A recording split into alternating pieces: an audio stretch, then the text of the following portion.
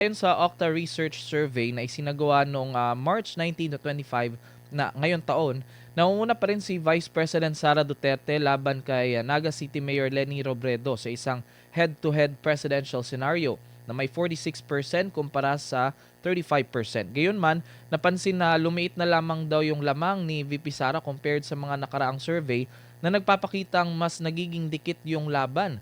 Meron ding 19% ng mga botante ang nananatiling undecided na maaaring magbago pa yung resulta. Ipinakita rin ng survey na malakas si VP Sara sa Mindanao na may 88% at sa Visayas na may 53%, habang si Robredo naman ay dominante sa NCR na may 52% at Balance Luzon na 47%.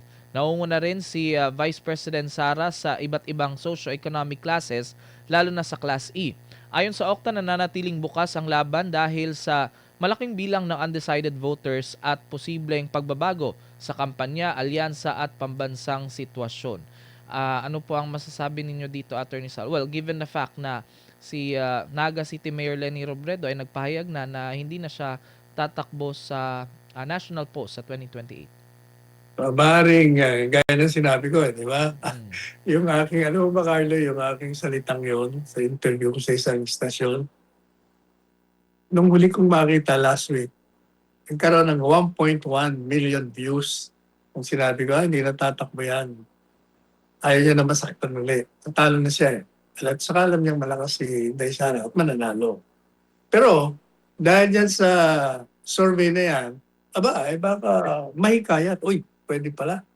Kasi, ang layo ni Inday Sara, 20%. 20% ha. Diba? Siya 45. Diba? 45 ba? Ilan ulit? Ilan ang Sige. kanyang ano? Ha? Ano dito, Attorney Sal? 46 si VP Sara tapos Oh, siya 35%. 46, 35. Mm. O di ilan yun? 19%? Ang layo? 19 ba? O 20? Parang, mga more or less, Attorney Sal. Pagkatapos, ang undecided, ganun din 11, bilang. So, madalit sabi, 19. pwedeng pag nag-decide yung 19%, pabor kay Inday, o di si Inday na. Pero pag nag-pabor naman kay Lenny, di si Lenny na. Pero ang problema, ganito. Habang totoo na nagpahayag na ng hindi pagtakbo, at sabi niya magko-concentrate na lang siya sa Naga bilang alkalde. Pero yung mga ganitong survey, pag ito nadagdagan pa ng validation ng ibang credible survey outfits like SWS, ng PALS, kung para-pareho sila, talagang mahihikayat ito si Lenin tumakbo. Pero ang problema, ang tao, pag pinagkumpara mo yung dalawa, mukhang ang magiging desisyon, mas papabor kay Inday Sara. Bakit kanyo? Unang-una, malaki na ang karanasan sa pamamahala, pamumuno ng Inday Sara bilang alkalde. Talaga nakita mo naman bilang alkalde ng Davao City, na-duplicate niya, talampasan niya pa nga yung accomplishments ng tatay niya. Masyadong stricto, napatupad talaga ang batas. Pero doon sa Naga, bilang alkalde, ilang taon naman siyang alkalde? Magdadalawang taon na. Ako po'y taga ron eh. So nung uling bisita ko ron, na-shock ako. Kasi yung pong plaza ng Naga City, punong-puno na mga, nasira na yung ganda ng plaza. Tapos yung kalsada, main road, ubod ng dami, mga vendor, madumi, ang Naga, makalat, ang Naga, basura dito, basura doon. Jesus Maria Joseph Kako, paano ba ito? Kaibigan natin itong personal, si BP Lenny, dahil sa kanyang kabiyak. Pero paano ka namang matutuwa sa kanyang pamamahala? So ikukumpara mo siya ngayon kay Inday. Palagi na ako nagpupunta sa Davao, kitang-kita mo ang diferensya. Talagang wala eh. Iba. Walang political will. Kasi kung may political will yan, dapat malinis na yung buong kalsada ng yung main street dyan sa Naga. At saka sa plaza, napakaganda na sana. Hindi, talagang it's so chaotic, it's so crowded, it's so dirty. So doon lang magkakaproblema ka na eh. Makikita mo na yung diferensya.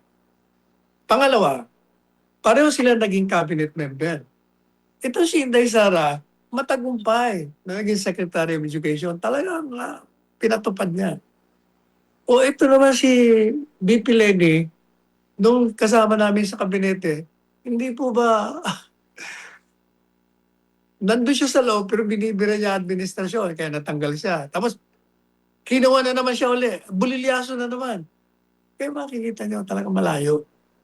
Kaya yung mga 19% na undecided, pag yan sinuri nila, pinag-aralan nila, wala, pupunta yan kay Inday Sara. Kaya, ako naman, kasi ang dami nagtatanong, bakit po ba sa Metro Manila natatalo si BP Sara sa rating? 88%, pagkatapos si Lenny, 3% lang yata. O, talaga namang overwhelming. Sa Visayas, ganun din. Pero sa Metro Manila, tinatalo siya. Bakit? May nagsabi ko sa akin, sabi nga, sa totoo lang ako kay Inday Sara. Kaya lang, sabi niya, may mga nagsasalita dyan na kampi ni Inday Sara na sa kanilang pamamaraan ng pagbatikos, ng pagdepensa kay Inday Sara, nata-turn off ako. Marami yung gano'n na bakit naman? Kasi sa halip na makakuha ng suporta, mai-alienate nila dahil sa pamamaraan nila, mura dito, mura doon, personal lang atake, and so forth and so on. O kaya siguro, sabi ko, dapat makita rin ng mga nagtatanggol mga kakampi ni Inday Sara na kailangan inclusive tayo. Huwag kayong exclusive. Kayo'y mamingwit ng parang mangingisda dyan sa dagat nang makukuha nyo para dumami ang kakampi. Palaging mahinahon lang po ang pagtatalakay ng mga issue. Marami silang kinakabwisitan eh. Ubo daw nangyayabang. Kung ano nang mga salita, puro lang naman daw mura. Wala raw paliwanag na matino, na dahan-dahan, na sinusuri. Kaya daw, yung mga gusto, kakampi kami pero ayaw na namin tuloy. Mga ganun ba? Ganun mga estilo. Sa akin naman, on both sides, yung mga inireklamo, dapat baguhin siguro niya yung estilo nyo. Kayo naman mga nagreklamo, you have to go beyond also your bias. Kung nabubwisit kayo doon sa nagtatanggol, huwag nyo na, huwag nyo na intindihin, just ignore, huwag na lang kayo makinig. Pero manatili kayo doon sa paniniwala nyo na si Inday Sara ang magandang choice bilang presidente. Ganun dapat. Pero sa tingin ko, malayo pa eleksyon 2 taon pa, marami pang mangyayari. Baka yung rating na 20% o 19% ang layo baka umakyat pa na umakyat yan. Kasi alam mo niyo mga Pilipino, habang inaapi nyo ang isang Pilipino, yung kapwa niya Pilipino na mas marami ang bilang, kinakampihan yung inaapi. Right now, talagang aping-api ito si Inday Sara. Aping-api si Presidente Duterte. Kaya, naroon ng simpatiya. Sa tingin ko, lalong tataas yan.